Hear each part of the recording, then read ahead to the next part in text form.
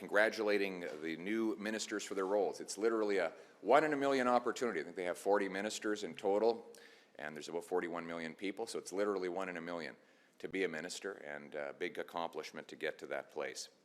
And when they're right, we'll stand with them. When they're wrong, we will oppose them. In his first press conference, Mr. Carney talked a good game about reversing Liberal policies in these areas, but now we have to find out if he was serious. And so far, it's not a promising start. The first disappointment is, unfortunately, his cabinet.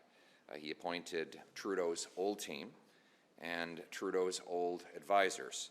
Stephen Guilbeault, whose radical green agenda would shut down all future developments in our resource industry, is still the minister responsible for Quebec.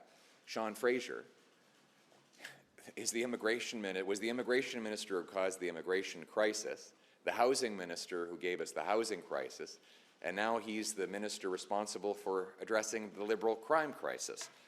It seems like he is the master at failing upward. Chrystia Freeland, who as finance minister hiked capital gains tax and carbon taxes and massively grew our debt to the point where we now spend $1 billion a week on interest, stays in the cabinet.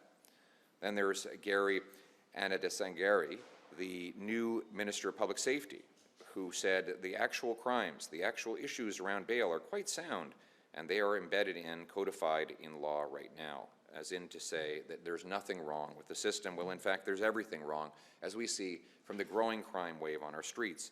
Then there's François-Philippe Champagne, Trudeau's Minister of Everything, who never really managed to do anything.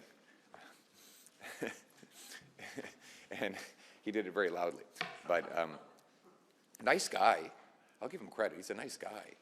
But he was the Minister of Industry, during which we had the worst economic growth of any country in the G7.